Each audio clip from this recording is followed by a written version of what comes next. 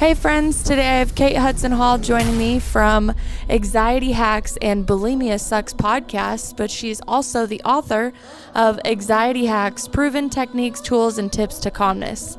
It's a book I picked up right before we did this episode, and I found a lot of really amazing techniques to add to my life. I highly recommend you get the book and enjoy the episode. I love the way she talks, and I certainly love the way she talks to me, so I'm sure that you'll enjoy all of her information.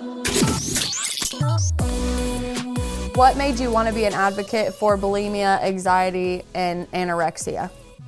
Yeah, I think that's a great question. So, the first experience I had with anxiety was when I was age 5, because my father died when I was 2. So my mother and father was kind of rolled into one, and to be separated from her was just too traumatic for me. And then when I was 11, I was sent away to boarding school, where I would cry every night for the first 3-4 weeks. And then I would see my mother again, and then the whole cycle would start over again. And that continued for about 4 years. But when I was 9, I was sexually abused. And then I was sexually abused again when I was 18. Because of those difficult experiences that I'd had, when I became a teenager, 17, I was a late developer. My body was changing. I was blossoming into a woman, I presume. And so I felt uncomfortable in my body, and I felt that I was putting on weight and And the reason I like to say and tell this story is because it just shows the power of suggestion, and that we can all learn from being more consciously aware about how we talk, particularly to children, and how, and the different things that we say to each other. Because this friend of mine said to me, "Oh, do you know that if you eat a Mars bar and make yourself sick, then you won't put the weight on?" And that unconscious part of my mind took that and ran with it. And hence then I developed bulimia. So from the age of 17, and I had it for 15 years. And it did get very severe, to the point of I couldn't even eat an apple, because that would send me into a binge and the purge cycle. And at the time, I had no idea what was wrong with me, because this was in the 1800s. I know maybe I don't look quite that old, but it was a long time ago. And so there was not much help out there. And I remember I managed to get hold of one book on bulimia, but it was a very academic book, and so I didn't understand. I couldn't read it anyway. And I remember a friend of mine said to me at the time, when I was in the depths of bulimia, she said to me, "So when us girls get together and we talk about, how we're feeling about certain situations, why are you the only one that never actually talks about how you feel?" And I remember her saying that to me, and I remember thinking, I don't know what she's talking about. I was that far detached from my thoughts and my body. I had no idea. I just thought at the time I was going mad. Anyway, so my mother eventually managed to drag me to the doctor, and the doctor referred me. I went to see a psychiatrist, and then I was diagnosed with bulimia. And then they sent me to a counsellor that, it was a long time ago, so the counsellor wasn't really trained in dealing with people with such a severe eating disorder. So I didn't see her for too long, and then I found a private counsellor, which I saw for a time, and then I eventually found a therapist that I felt really comfortable with, that so I could open up and start to unravel these horrific experiences when I was seeing this therapist, my mother developed cancer, and 2 years later, she passed away very suddenly. And when I eventually sort of moved forward and came out the other side, I remember thinking, oh my gosh, if I really, and I know this, that if I wasn't seeing that counselor, that therapist, I wouldn't be here today. That's how much she helped me. So after that, I decided that I wanted to be able to help other people as I've been helped. So that is when I trained to be a psychotherapist. And then I've moved on and done many other different therapies. I'm a hypnotherapist. I practice NLP, which is Neuro-Linguistic Programming. And I also practice emotional freedom technique, the tapping technique. Oh, we love that. And I'm a Reiki master, and I practice other therapies. So I've sort of like progressed along the way. So this has been... We have to pull these apart because you are totally speaking my language right now. Okay, one, when you say you studied as a psychotherapist, will you pull that apart for someone who doesn't know what a psychotherapist actually does? Because then we're going to like tree branch down to all the other things that you said. So if I needed a psychotherapist, what would I be seeking your help for? So a psychotherapist is like a counselor, which most people can relate to. Psychotherapy is more about getting down to the root cause of what the problem is, so and working with that. Conscious behavioral therapy, or did you tie hypnotism into the psychotherapy? Yeah, so the psychotherapy is more about working with the conscious mind, and then hypnotherapy is working with the unconscious mind, the subconscious mind, and working in trance with that to be able to change, specific behaviors, patterns. Hypnotism is my favorite, and I know there are so many variations of it, and probably just because it's like so out there and like extraterrestrial and otherworldly. I love Dolores Cannon's QHHT, quantum hypnosis healing therapy. So she hypnotizes you go into a theta brainwave state. The practitioner basically asks questions that you want to ask your higher self, and your higher self goes and retrieves them, basically takes you to whatever part that's actually going to help you. So you can ask questions like, did I bring anything from a past life that's holding me back in this life? What karma do I need to clear? Am I going to get the job if that's like something you want to do? But hypnotism is something that has always just fascinated me, especially from like a therapeutic modality. And I realized from a really young age that, I had counseling when I was younger. I can honestly say like I had a school therapist that like saved my life twice, right? You just had that safe space to go to. But when I started, I think I was 20 or 21, something like that. And I just started researching like hypnotic meditations. So I talk about rookie beginner, but I'll share this story just for anybody out there that hears that I tried this, and like I don't want to be like, go try this on your own. But when I found this past life meditation, because I was super curious like about karma and what karma I brought in to like break and release myself from and like learn lessons that I didn't do the last time. So I read a bunch of stuff, and it was just like, hey, you can do this meditation. It'll actually take you to either like your last past life or just a past life in general, so you can kind of get perspective on not only like the bad karma you brought in, but maybe the good karma you brought in. So I was like, cool, I'll sit down, I'll meditate, I'll light some candles, do some breath work, see what I find. And at this time, I still think like my third eye visions are kind of like my imagination. So it was honestly really hard for me to believe at first. So it took me a minute, because it was like, you're out in the middle of a field, picture the field. Now there's a staircase in the middle of the field. You walk down the staircase, and you take specific breaths every step down the stairs to get you to consciously connect with the vision in your head, right? Because there's a door at the bottom of the stairs, and on the other side of that door, you're going to walk into the past life that your higher self is taking you to.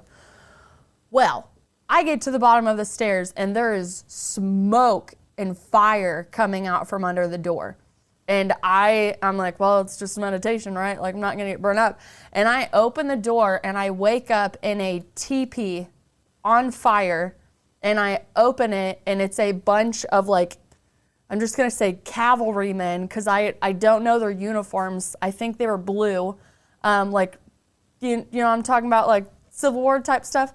And, like, everything was on fire. Our tribe was being mutilated and everything was on fire. And I just remember, like, telling myself to get out of the meditation, because, like, the first thing I see is, like, I look down and I have, like, moccasins on my shoes, and I was like, okay, I'm Native American. That makes total sense with all the things that have happened in my life so far.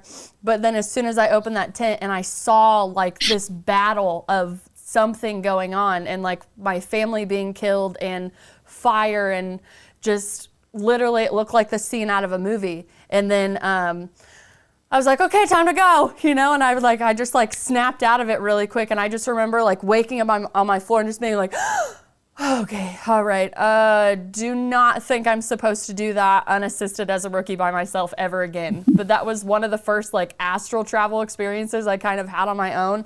And I didn't start talking about that till a couple years ago, when all the dots started connecting with, you know, metaphysics.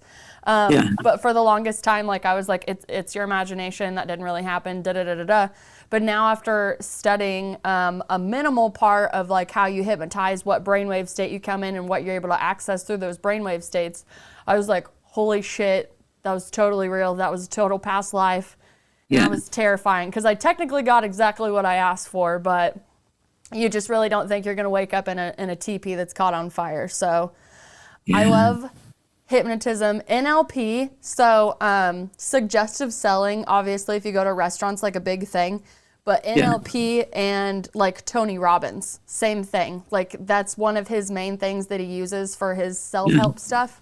So it's a lot of, like, conscious and subconscious, but you don't necessarily, like, have to be taken under.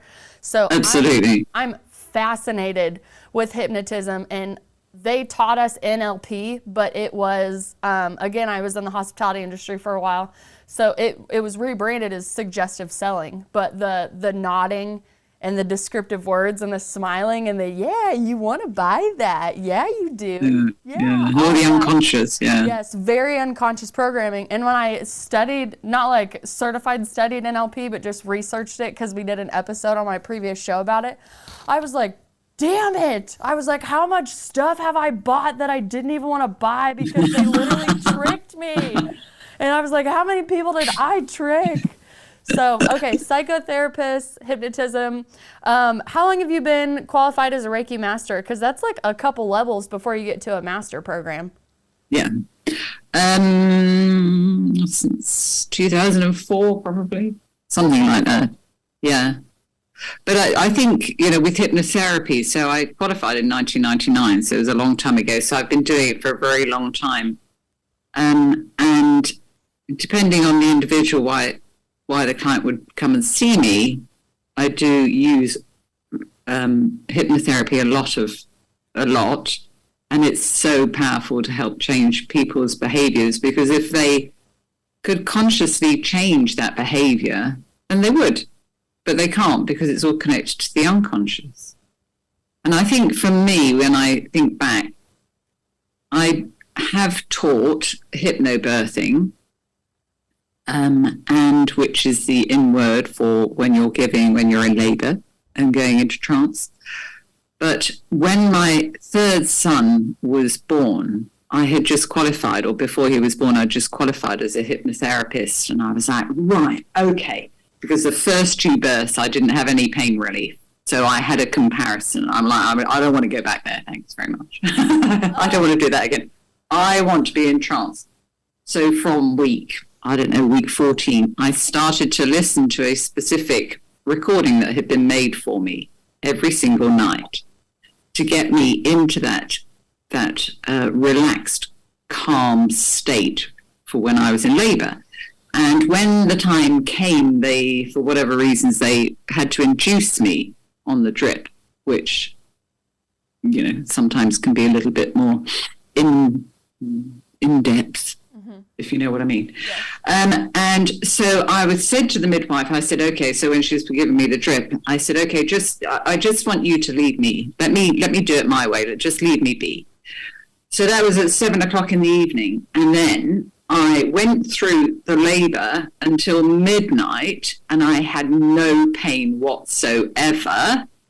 And then I came round around about 11:45 and I said to my husband, I said, oh my God, where's the midwife? I need to push. And then he said, oh, I'll go and find the midwife because she wasn't there. And then I went into, had a contraction. And then I came out again and I said, where's the midwife? And he said, well, I couldn't find her. I said, no, you don't understand. I need to push. Anyway, so she eventually came and she said, oh, now don't worry. No, putting her gloves on. And then she had a look and she was like, oh my God, the baby's there. And then I just gave 3 pushes and then he came out. Now I did feel the pushes, but they weren't as severe as they were from my comparison. Sorry? Are you saying you had no epidural? Like nothing. You had nothing? No. I had no pain relief. I didn't have the Gasnera or anything. I'm just making sure, like, to clarify, you did not have an epidural, so you felt the pushes, but the trance, like, did its work. Because I remember I had an epidural, but I just remember the pressure when I was pushing and, like, how hard I was pushing. And I was just like, oh, God, just please get her out of me, right? Like, get out. But the pressure, I mean, I couldn't feel anything, but it was just unbearable. So when you're like, oh, I felt when I was pushing, I'm like, do you mean like the pressure of like, oh my God, get this baby out of me? Because I get that. But the fact that you didn't have any pain medication alone, I want to crawl through the screen and hug you. Because like, I couldn't do that. I remember that is why everybody should be using going into trance and doing this, the hypnobirthing, which is even, goes into even more depth when they fall pregnant. So, but it's addressing all the fears and the worries and everything else. And there's a lot more to it now. But that hadn't been developed when I went through this. So I was like, okay, well, I'm going to do hypnosis on my own. And I'm going to make sure that I don't have that pain that I had before, the 2 times before. And so I didn't have any pain from 7:00 until, till midday, midnight. This is literally the first time I'm hearing about hypnobirthing. Oh, yeah, no, people, from... years ago, they used to do it as well. I built a playlist for like a month on my phone, and I have extra bass headphones that I'm obsessed with. Like sometimes I sleep in them to do subconscious meditations or just listen to music. And I remember I'm like, I'm not allowed to put my music on until like I get my epidural because it'll kind of run the playlist for me, right? It's not going to do its due diligence. So I waited until I could possibly, they said like, you're looking for the worst pain you've ever felt in your life. Like, so they kept walking in and doing a pain scale on me. They're like, where are you at? And I was like, okay, I'm at like a 5.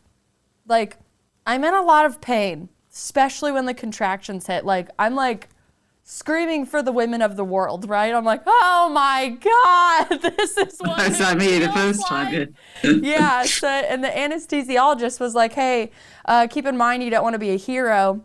Because if the girl across the hall calls for her epidural before you, she's like, if you're at your max pain and I'm busy, she's like, it'll be 20 to 30 minutes of that max pain. She's like, so, like, it's up to you. I was like, okay, caller, just get her in here now. And then she walked in the door and she goes, honey, literally after you called me, the girl across the hallway called me. She goes, she has to wait 20 minutes now. And I was like, oh my God, that poor woman. Oh God, can you do both of us at the same time? She's like, I'll do it quick. I got you. And I mean, like, I remember hearing like the horror stories of like the needle going up your spine and, oh, it's going to hurt so bad. No. You get that shit in my spine, please. Like, let's just do this. So like immediately, like since you didn't have an epidural, I just remember like being like, okay, Monroe, all right, whoa. And then like just everything like flipped and I was like, I'm having a baby. Everything's fine. Like, tuck me into bed. So, like, they tucked me into bed for a while because I was still waiting to, like, be dilated enough to start pushing. And I just put my headphones on, and I had my playlist, and I was just like, I'm going to have a baby today. And it was still, like, that was your third kid, right, with your hypnobirthing. But for my first and only kid, I was like, I'm going to shoot a child out of my vagina in a minute or an hour. But I ended up pushing for 10 hours after I got dilated. She got stuck behind my hip bone. And then they wanted to, like, vacuum her out. And then I was like, no, can I just have a C-section? Like, can I request a C-section before this turns into an emergency situation? And they're like, oh, totally. Yeah, we'll go prep the room right now. And I was like, okay. So the anesthesiologist comes back in, and she's like mother hen sweet. She's like, baby, oh my God, I heard you're still pushing. She goes, what happened? She goes, we had you dilated. She was supposed to be here hours ago. She goes, you know what I'm going to do? I'm going to make sure you don't feel a thing from head to toe, okay? And she had this needle, and she would walk it up my body. And until I couldn't feel the needle on my face, on my neck, on anywhere of my body, they just kept pumping and pumping and pumping. So I had so much medication in me that they actually had to give me nausea medication because I always puke on any type of IV medication. So as they're pulling my daughter out of me, my husband is watching this, and I am literally puking into a puke tube. And they're like, it's a girl, she's healthy. I'm like, oh my God, it's so wonderful. So then we tried to do skin I was sick all the way through all my births. Yes. Well, for the I first tried to two. do skin to skin, and I was shaking so bad from all of the stuff in my body and just like the pure adrenaline from like, you know, feeling the cut in a crazy way. So, yeah, I wish I would have known what hypnobirthing was, because the closest thing that I did was like build a music playlist and be like, just let the music flow through, you guys. Like, and all the songs that I put in my headphones on my belly when I was pregnant with her are all the songs that were on the playlist. And then like the next couple months of her life, I just played the same music for her, because she would just calm down immediately when she would hear like Revolution was one of the biggest bands that I listened to at the time. They're like reggae rock, super positive. And even to this day, if you play the playlist from before she was born and after she was born, like it's like her song. She just knows. So music is very powerful, but this hypnobirthing thing, you've taught me. Absolutely. Everybody should be doing it. Yes, that is amazing. We definitely going to have to figure out more stories about that. Okay, I love tree branching, but I'm like, where do we go back to? So, hypnobirthing with your kids. Tell me about studying NLP. So, well, NLP, the way that I use NLP with my clients is because there's so many different techniques within it to be able to get people to change their behavior. And the one specific technique is excellent to be able to say somebody's had a traumatic event, that every time they're in that same or similar situation, those same feelings come up and it takes them back to that past experience. So there's an excellent NLP technique that you can use to be able to help people to break that link between the past experience and the feelings that come up. So break the feelings. So they've still got that memory, but they haven't got the feelings that now come up when they're in that similar situation. So that's an excellent technique to be able to help people to then be able to, move on. You have a wonderful bag of tricks to help people. And, yes, I've got a nice bag of tricks. Yes. And then talk to me more about Bulimia Sucks and Anxiety Hacks. Like, we'll get to the books in a minute, but as far as the podcasting platform, do you educate people on what bulimia looks like, being consciously aware that you're actually bulimic, but like maybe not even accepting that that's a possibility? Is that something that you come across? Well, most people sort of understand that their behaviors now would be connected to bulimia. But the podcast is for people that are suffering with bulimia and how they have taken maybe taken their step onto that first pathway of recovery, and what's helped them, and talking about their journey, or to professionals who work with people with bulimia. But no, it's not only for people with bulimia, it's for people with an eating disorder. So I talk to many different people, and it's just, it's getting the word out there, but also helping people to be able to think about what they could do differently and what they need to do in their recovery. So and we've had over 32,000 downloads now, so I'm very pleased about that. So it's reaching out to people, and and that's what it's all about, is helping people. Yeah, That's what I'd love to do. congratulations on those downloads. It definitely is one of those things. Like I have a friend who still struggles with it and is coming out of it. Like she's been working on it for a while, but it was a lot of understanding like how she got here in the first place. And resources like that, it's kind of like I get in my car and I get to listen to this podcast that helps me, and I'm not really ready to come out and tell people that I'm struggling with this, but how cool to have these people to show me that I'm not alone. Absolutely. And that, that's a biggie for a lot of people, like you say, because it is that deep, dark secret that so many people have. And to hear other people's stories and the difficult times that they've had and how they have come through it, and also the knowing that they can recover. Because, I've been recovered for over 25 years now, and there is absolutely no thought whatsoever, and there hasn't been for years and years and years of me ever going down that route again.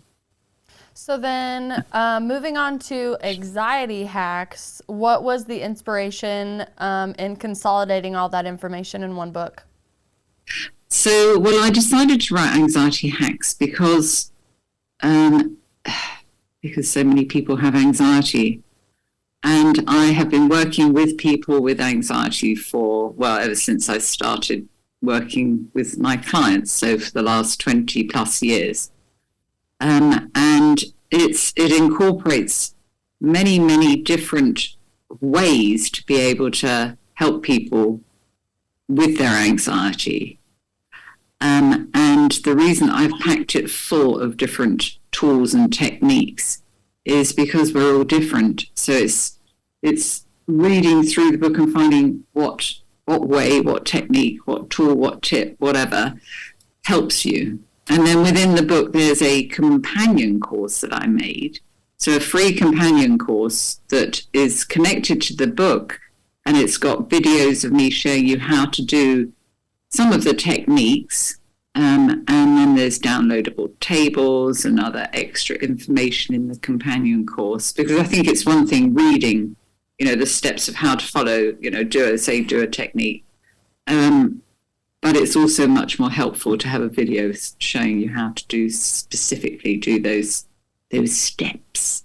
So I'm very excited about the book, and it's doing very well. We had 523 downloads last week in one day. So I'm very excited about that. I'm excited to get my own copy. I didn't realize that it had literally just been published within the last couple weeks. So when I was, digging through all your info to refresh my memory, I was like, this has to be added to my collection.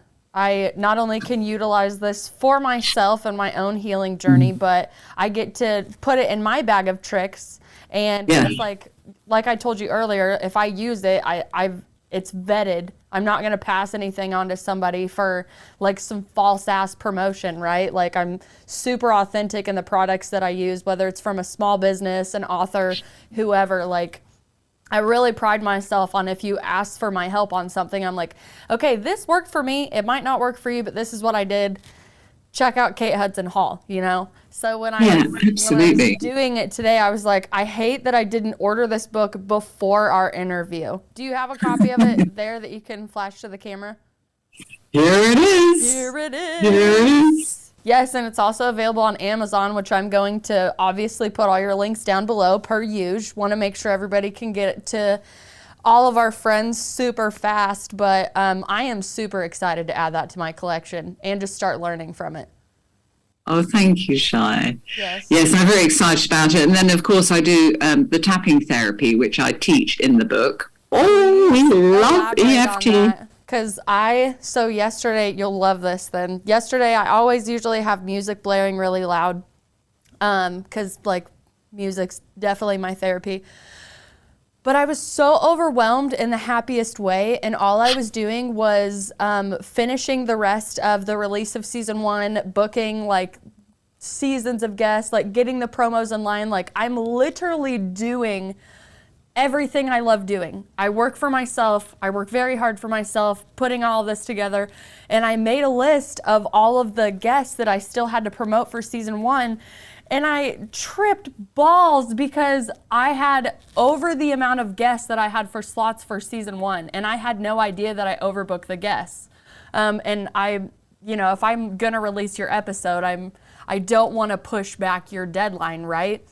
So I just sat here and I was like, turn the music up really loud and just started like singing it. And then like immediately I was like, oh yeah, right, I can do the cheekbones. Okay, up. And then I just I sat here for like 5 minutes and I was just like tapping my third eye and just doing like, if I could have done muscle testing on myself, I probably would have. Yeah. Tapping is something that I want to know more about. I'm definitely like just a beginner. I know like mild versions, but as someone who teaches it and taps it, if I'm a beginner, like what would be like your top 3 to start with to help regulate my golden retriever in me, I guess I would say. What does that mean, your golden retriever? So I always say I'm a golden retriever in a human body because, like, have you ever met a golden retriever in real life? Like, they love everybody and they come up and they're like, hi, I love you so much. I know I don't know you, but I love you so much and I think you're so great. Let me give you a hug. Like, let me give you a hug. Let me sit on your lap. I love you. And then, like, when you're done with the dog, right, you're like, okay, all right, like, go to your bed. The dog's, like, never mad at you. He's like, all right, well, you'll call me. I'll be back. And like, that's literally how my personality gets if I like meet people or I love people or promote people, or I'm just a real big fan of humans, right? And like, I feel like a dog like that. I'm just like, I know I don't know you and I know we just met, but I need you to know, like, I just think you're so great. Yeah, no, I know what you mean. Yeah, that's so lovely. That's a lovely metaphor. I love that. I always say I'm in golden retriever mode when I meet people. And sometimes like I really can overwhelm people where it just like completely turns them off. But I also believe that I operate from a high level of unconditional love as much as possible. So when I meet people that they don't know how to receive love from strangers like that, they're just like, oh, she's weird. And I'm like, okay, well, I love you anyways. Okay, bye. I'll be over here. Just like, let me know when you want me. But again, back to the tapping. If I want to like do something driving to work, if my boss makes me angry, if I have a fight with my significant other, and I just really need to like bring it back into myself, like what would be a good tapping response? So, okay, so let me just explain. So in the 80s, there was a type of therapy called thought field therapy, created by Roger Callahan. And what he found was that if he was an acupuncturist, and I think he was a doctor and did other therapies and things. And he found if you were to tap on a specific point on the body while thinking about a specific feeling, you can reduce down that feeling. So there's many, many, many, many different points, all connected to different feelings. So it's in a way it's quite complicated because you need to know all the different points on the body and then the feelings connected to those points. So then in the 1990s, Gary Craig learned thought field therapy, and he was the one that went on to develop the kind of the original, the emotional freedom technique, the tapping technique. But nowadays there's lots of different variants of it. So what he found was that if you tap on a routine of points while thinking about any negative feeling, you can reduce down that feeling. Oh, it's brilliant. I love it. It sounds so simple, right? You're just like, right. I'm in control. Yeah. But if, for example, somebody gets very stressed or very anxious, the specific point to tap on is the karate chop point, is the collarbone point, which is where underneath your chin, where the bone comes down to a V on either side, So you can tap either with one hand or two fingers on one side or two fingers on the other side or both. And I like this point because I feel my whole body go, ooh. Yeah, I know. I'm like, this is nice. Yeah. And like the whole body kind of lets go and relaxes. It feels like shavasana really quick in your body without doing yoga for an hour. I like that. I need all those. So if you were in a situation where you felt anxious, rather than going around and doing the whole tapping sequence, you could just tap on your collarbone point there, and that will reduce down the anxiety and the stress and get you into a calmer place. So that's a really good point. Yeah, that is a good one. To learn. I mean, I just tried it with you, and I'm like, oh, yeah. Yeah. So that's a really good point to use. So, everybody tap on your collarbone point there, and you can calm your anxiety, calm yourself down. At the power of how we're actually able to regulate our bodies if we would just, I mean, sadly, you do have to dig for the information. They're just not going to give it to you, right? But tapping, muscle testing, meditation, even breath work during the day. One of my favorites that I learned from Greg Braden it's called the heart-brain coherence. So it's 6 breaths in, 6 breaths out, and you do it consistently for a little bit. And basically it puts your heart and your brain in coherence together where they're actually able to work. Because according to his research, humans are the only ones that can be disconnected from their heart space and still actually live. Yeah. No, and I'm just like, oh, that's super creepy. So let's, stay connected to our heart. Kind of like live in compassion and non-judgment is what I think of it.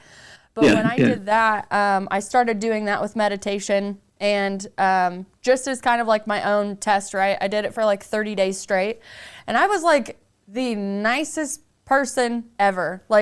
I tore my meniscus during yoga when my daughter was sleeping. I did a 10-minute yoga routine in jeans. It's completely egotistical. And I stretched too far on my knee and my meniscus popped, right? I've never been injured to the point where I've actually broken a bone or anything. So I actually didn't know how to be injured. And I was just nothing's wrong. It's fine. So I woke up the next day after elevating it, and I couldn't even sit down on my toilet to go to the bathroom. My leg wouldn't bend. It wouldn't bend back into place. So still, even though my leg wouldn't bend back into place, I was like, do I go to the ER? Because ER is bad, right? I'll figure this out, I'll just go grab my textbook and find the part on my body that I messed up, and I'll just put it back into place, right? I don't want to be a burden to anybody, right? I end up having to go to the ER, right? Because I can't frickin' walk. I go there, they do a bunch of fun Western medicine stuff, and I have a leg brace and yada, yada, yada. 2 days later, I'm at a stoplight a block away from my work with this Forrest Gump looking leg brace on, and this girl rear ends me while I'm stopped at a stoplight. And I mean, I didn't want to deal with it, right? Nobody ever wants to be oh, I got rear-ended, it's fine. I was like, no. And it wasn't even bad, right? Because I have insurance, it'll go to a body shop tomorrow, I'll have a rental car, everything's fine. But I didn't even want to go through that process. I was like, no. I was like, I'm still trying to figure out if they're going to talk me into knee surgery in the next couple months. So I looked up at the sky and I just went, seriously? Haha, this is so funny. And then she comes out of her car, she's erratic, a mess. Again, I'm clairaudient, so her higher self's coming and her and her boyfriend just broke up. Her life is a freaking mess. She was on her phone, looked up, and your car was there. She's very sorry. And I look at her, I was like, can I trust you to pull over here so we can exchange information? And she was like, yes. And remind me, I got out with a leg brace. So I look literally Forrest Gump is what I think of. But immediately I can feel this girl go, oh my God, she's going to sue me. She's already injured. Because my leg was on the brake. So when she hit me, it twisted my meniscus more. And it hurt my gosh. So bad. I felt like I just re-injured myself, and I was in a very high-tech robotic looking knee brace. So we pulled in. She's like, I've never been in an accident before. I don't even know how to do this. And I was like, oh, I know how to do this. I was like, I just know because my parents trained us, like, if you ever get into an accident or anything, like, these are all the things that you get. Call your insurance company immediately, yada, yada, yada. She was just like apologizing, so sorry. And I said, listen, you're not really getting the best version of me, but I said, as you can tell, I've already been going through stuff that I didn't even want to do anyways. I said, the universe has a really funny sense of humor. I go, they probably just wanted us to have margaritas, honestly. I said, we both have car insurance. Her son was in the car. She had like an 8-year-old kid in the car, and I was like, how is your son? Is he okay? Like, fuck my knee. How's your kid? Yeah. And she's like, he's fine. Everything's fine. Are you fine? And I was like, it really looks like your life is falling apart. I said, I'm not here to make it any worse. And she just like stopped and looked at me, and she's like, I don't understand. Like, I hit you. Why are you being so nice to me? And I was like, baby, accidents happen. It's fine. Like, I'm going to go file a police report online, and I'm going to go back to work. So I text her the next day, and I was like, hey, how are you doing? Like, you hit me really hard. Like, is your neck okay? Is your back okay? Is your son okay? Is everything okay? And she was like, yeah, everything's fine. She's like, but seriously, why are you being so nice and checking up on me? She's like, you should hate me. And I was like, I don't hate you. I was like, I love everybody. I'm like, sometimes I act out the wrong way sometimes. I was like, but I'm like, dude, it's a rear end. I was like, this is no big deal. I'm like, I'm really sorry. Like, it really is inconvenient for both of us, but like, we're good, dude. We'll get together sometime. It's fine. And she's like, this is amazing. She's like, I've never been treated like this before in my life. And I'm just like, I'm pretty sure it was the meditation. Like, long story long, right? I'm like, because I was just living in compassion as much as I could at the time and thoroughly enjoyed it. And I, like, who knows what's good or bad? That's one of my favorite things to do, especially when things are feeling a little rough. I'm like, this is happening for me. This is not happening to me. This is happening for me. This is not happening to me. Where's the lesson? Where's the lesson? And I mean, I don't know what the lesson is like tearing your meniscus and getting rear-ended, except for like slow down. I don't know. But yeah, I just remember like that 6 breaths was, I'm living proof that it worked, right? Because I went through all that shit and I was still just like, oh yeah, like even getting my x-rays taken, I'm like, I'm so sorry that I'm here. Oh, you guys have real people to take care of, and I'm just over here just taking up your x-ray machine. They were so nice. They were like teaching me how to use crutches. I'm like, I've never used crutches. I was like, I've never been injured.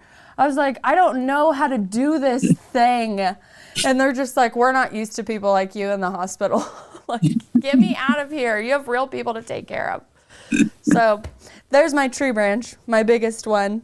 Okay, because I know we're about to wrap this up. So Anxiety Hacks and Bulimia Sucks. Where can I listen to your podcast? So the both podcasts are on all of the main platforms. So wherever you listen, they're on there. They're on there. And then I can buy your books on Amazon. On Amazon. You also have a website that I linked below. Very pretty. Can I work with you like remotely on all the services that you talked about? Yeah, absolutely. I work with online clients, mostly really on Zoom at the moment, but also on FaceTime or WhatsApp. Yes. Okay. And then do you want to list a couple of those services for me and anybody else listening that would just want to call and listen to your voice? Services. So, well, I work with clients with all sorts of issues, particularly with eating disorders and anxiety, but with many other different issues as well. Do you do any like energy work anymore? I know you said you're a Reiki master, but is that just a part of your bag of tricks that you pull out if you're called to use it for an individual? Yeah, I still practice Reiki, but I am more focused on psychotherapy and the other therapies and the talking therapies. I think it's a beautiful spirit science bridge. My favorite is just to kind of bring those two together and have them work as a superpower. So when I meet people that really are open to blending both of those and understanding that they really are just two forms of science coming together to work together, my favorite kind of people. Absolutely. So when somebody comes to see me or we're online, with a confused muddle of, I don't know where I am right now. It's it's unraveling that package and then piecing it back together so it works perfectly for the client. Well, you definitely have to, I mean, for yourself, direct experience is our best teacher, right? I think that's what makes the best helpers in this situation. We really go through it to help others and recognize those. So you have to hold a lot of space and have a lot of compassion for these people coming in like kind of at their wits' end for whatever they're going through. And you're like, hey, you're safe here, but I'm going to need you to listen to me. Okay? This is your safe space. Yes, absolutely. You are safe. Yeah, absolutely. Yes. I just love you.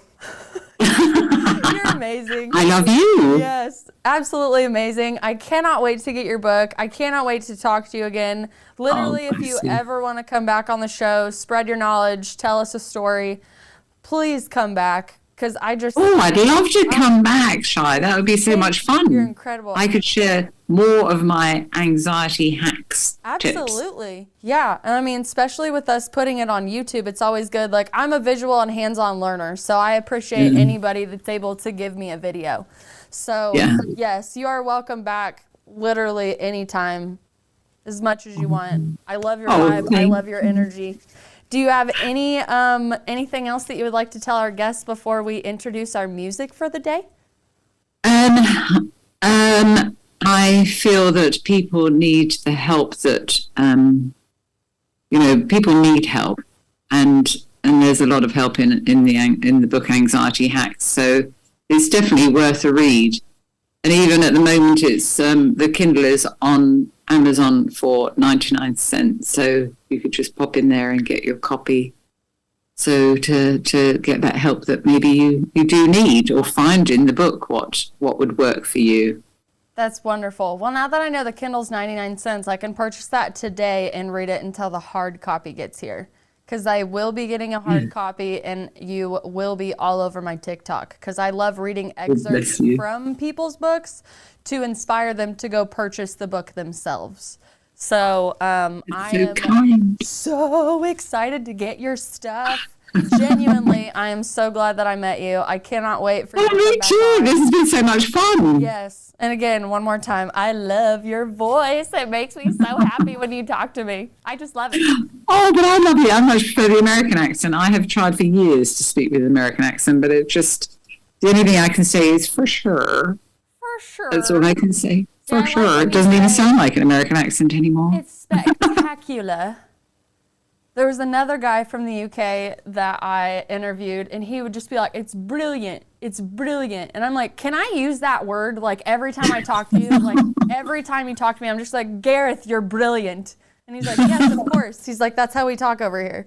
And I was like, America, I'm like, that's cool. You're awesome. That's great. Like, just very, American phrases. But you guys, your descriptive words are awesome. Spectacular and brilliant. I'm stealing from both of you.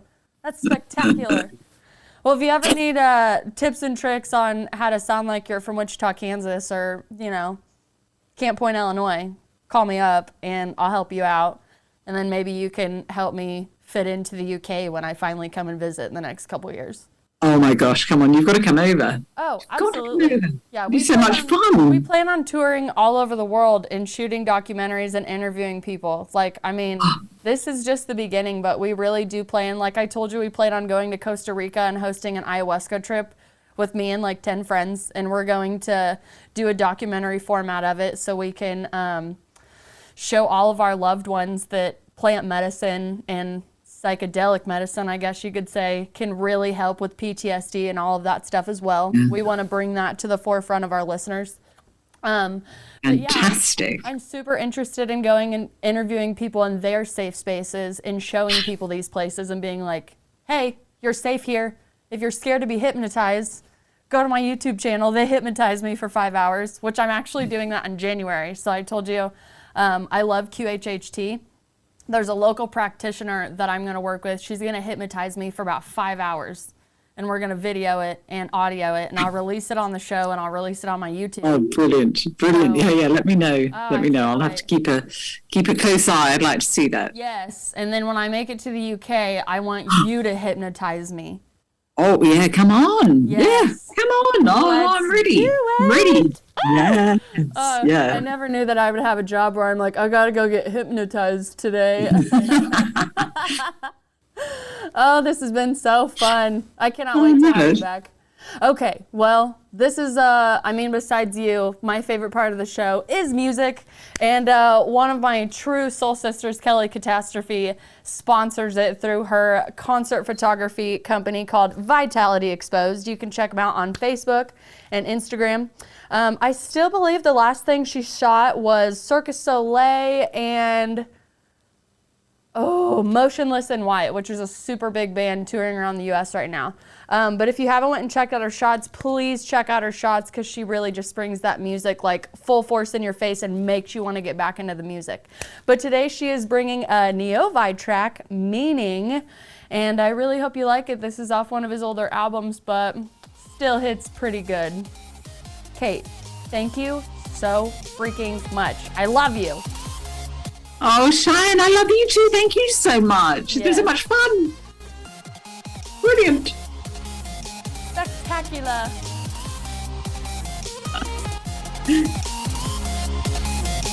This is the Hoosier Media Network, your home for podcasting.